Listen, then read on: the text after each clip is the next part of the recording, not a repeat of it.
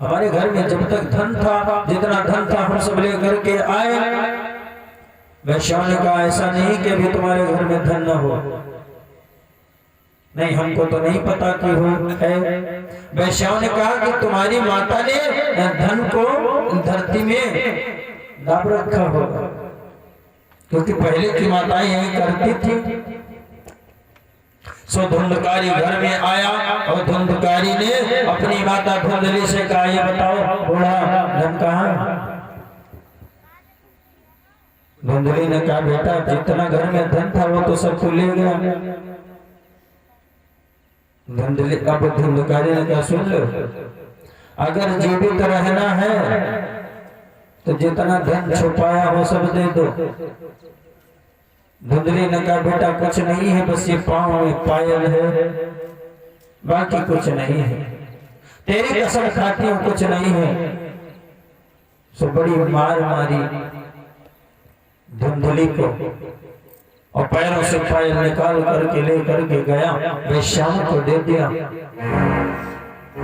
दूसरे अब उसी दिन रात्रि का समय हुआ, मारे दर्द से कराह रही थी माता धुंधली।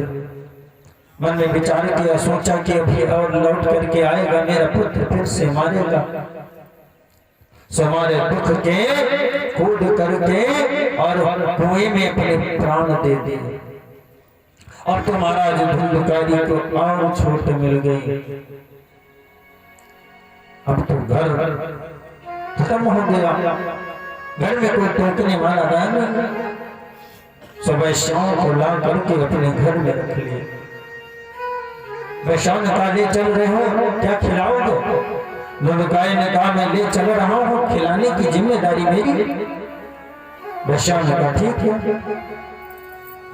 सो अब ये नित्य व्रती चोरी करता और वैश्याओं को ला ला करके खिलाता। एक दिन वैश्याओं ने मन में विचार किया कि ये चोरी करता है और किसी दिन यदि पकड़ा जाएगा तो इसके साथ हम सभी पकड़े जाएंगे। तो ऐसा करते हैं, इससे कोई बड़ी चोरी करवाते हैं और इसका गोविंदाय नमो नमः कर देते हैं। हम सब चलेंगे, यहाँ से भाग चलेंगे, हम लोगों को कोई जान भी नहीं पाएगा। तो वैश्याओं ने एक दिन कहा कि देखो ऐसा करो कि ये छोटी छोटी चोरी कब तक करोगे? धुंधकारी ने कहा, तो वैश्याओं ने कहा कि ऐसा करो, राजा के घर में जाकर के चोरी करो, खूब अधिक सा धन लेकर के आओ और फिर इसके बाद तो लौट करके चोरी नहीं करना पड़ेगा।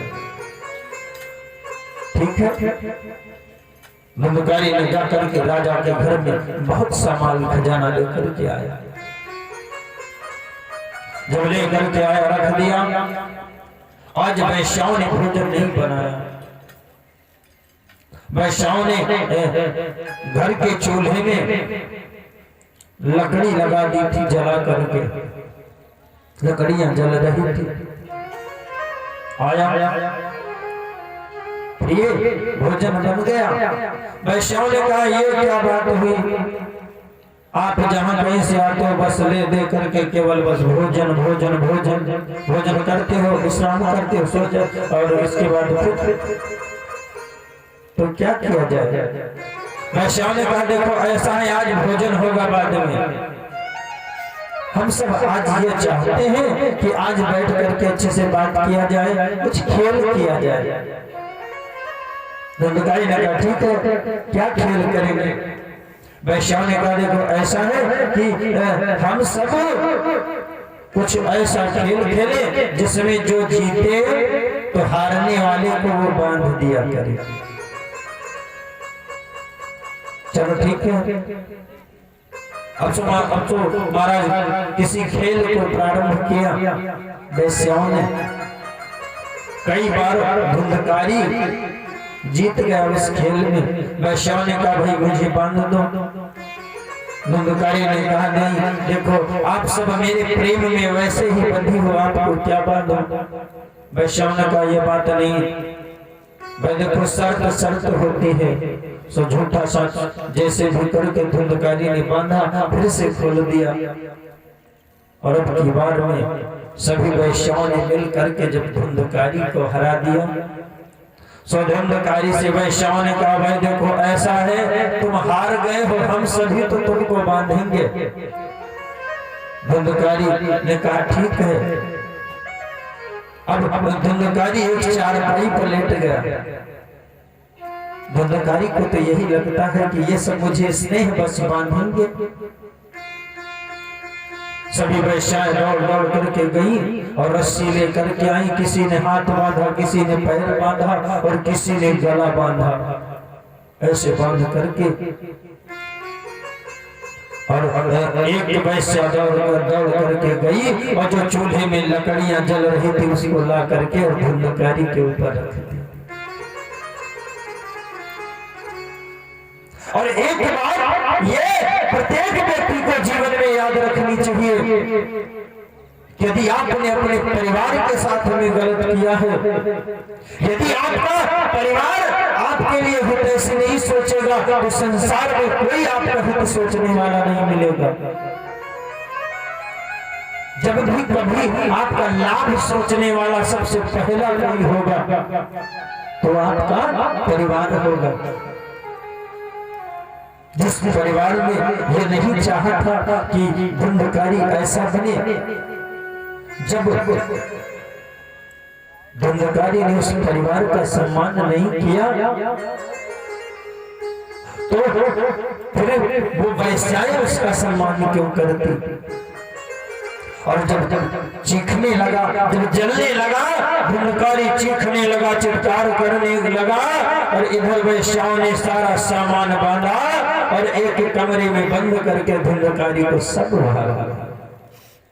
और महाराज धुंधकारी जल करके और उसी चारपाई के साथ में उसका पूरा वो जो कमरा था वो भी जल करके और धुंधकारी मृत्यु को प्राप्त। और अब महाराज जब धुंधकारी मर गया सो बहुत बड़ा भयंकर प्रेत बन करके प्रकट हुआ। लोगों को के माध्यम से गोकर्ण जी को पता चला। सो गोकर्ण जी महाराज ने गया इत्यादि समस्त तीर्थों में जा करके और उसके प्रति पिंडदान किया। एक बार की बात थी कि महाराज गोकर्ण जी भ्रमण करते करते अपने नगर में आए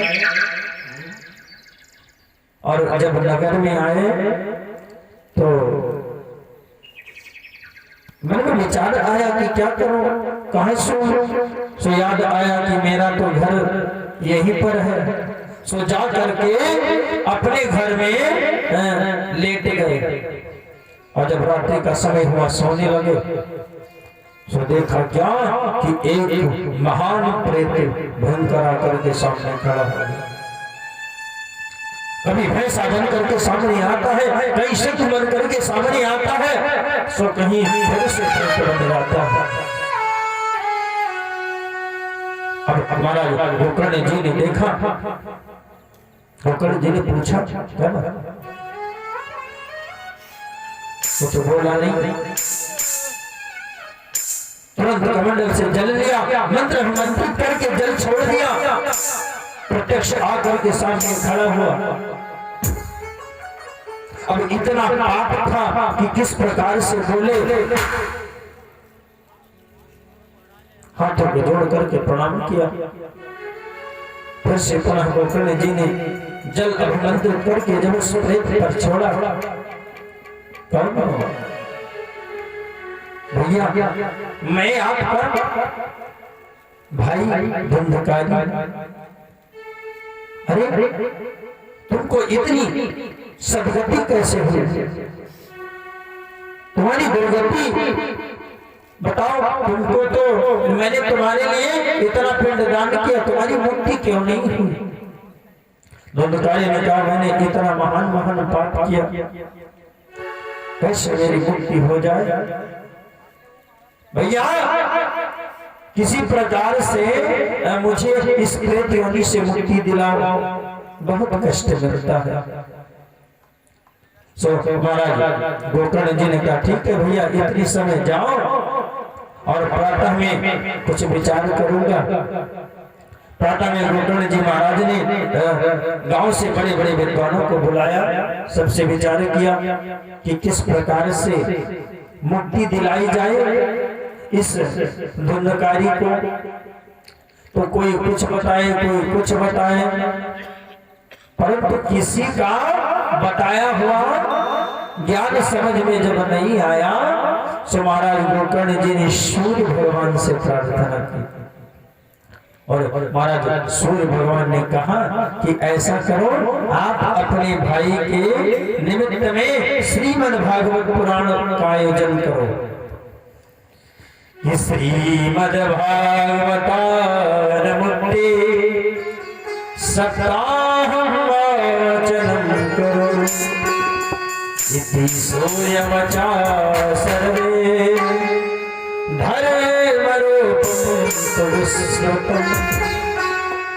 सूर्य भगवान ने कहा कि आप अपने भाई के निमित्त में भागवत महापुराण की कथा का आयोजन करें, उसकी कथा से इसको मुक्ति प्राप्त हो जाएगी। सो गांव वालों ने मिलकर के सुंदर भागवत कथा की व्यवस्था की। व्यास गद्दी पर गोकर्ण जी विराजे और महाराज जब कथा शुभारंभ होने वाली हुई, एक आसन बिछाया गया। गोकर्ण महाराज ने पुकारा, भैया धुंधकारी जहां कहीं हो आओ, आकर के बैठ जाओ। धुंधकारी जैसे ही बैठा, कथा प्रारंभ हुई।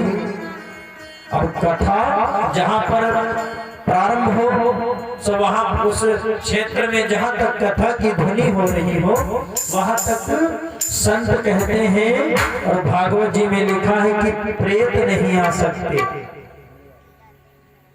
सो अब जैसे ही वह आगे आवे सो कथा की ऐसी प्रबल वायु हो कि उसको दूर फेंक दे। महाराज अब उसने चित्कार करके कहा, भैया मैं तो वहां पर रुक ही नहीं पा रहा। गोकर्ण ने कहा, भैया किसी प्रकार से व्यवस्था करो। सो उसने क्या किया, धुंधकारी ने अपने शरीर को वायु के समान परिवर्तित किया और देखा क्या कि जो व्यास मंच में बांस लगा था, सो कुछ लोग कहते हैं कि 7.5 गांठ का वो बांस था, तो उसी बांस में एक छिद्र था। सो धीरे से जा करके और धुंधकारी उसी में प्रवेश कर गया, और जैसे उसने प्रवेश किया तब तक कथा प्रारंभ हो गई। अब वो निकले कैसे, और जैसे ही प्रथम दिन की कथा पूर्ण हुई वैसे ही वह बांस का प्रथम गांठ चिटक गया। सबके देखते देखते और ऐसे करते करते 7 दिन की कथा हुई, और सबके देखते देखते उससे पीतांबरधारी 4 भुजा होकर के धुंधकारी प्रकट हुआ। स्वर्ग से विमान आया और उस पर बैठ करके जाने लगा। और जब विमान आया जाने लगा, गांव वालों ने गोकर्ण महाराज से कहा, भैया ये बताओ क्या भगवान की कथा में भी सबके प्रति समान भाव नहीं होता क्या? गोकर्ण जी ने कहा, क्यों? गांव वालों ने कहा, भैया ये बताओ कथा की व्यवस्था की हम लोगों ने, पैसा खर्चा किया हम लोगों ने, और विमान आया केवल धुंधकारी के लिए, क्यों? गोकर्ण जी महाराज ने भगवान के पार्षद को बुलाया, भगवान के पार्षदों से पूछा कि महाराज ऐसा क्यों है? सो पार्षदों ने कहा, भैया सुनो,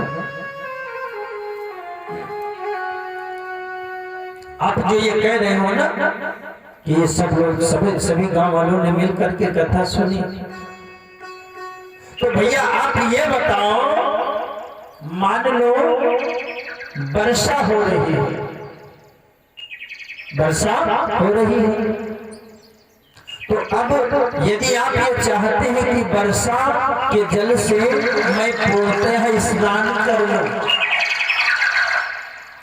तो आपको कहीं ना कहीं उस वर्षा में 15-20 मिनट बाहर रहना पड़ेगा।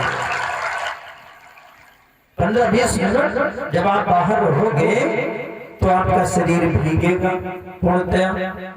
अब आप ये सोचो कि जैसे एक बूंद दो बूंदे गिरी हम भीतर छुप जाएं, तो क्या आप कथा सुन पाओगे? तो क्या आप उस वर्षा में भीग पाओगे? फिर आप कह दो कि बरखा बरसी तो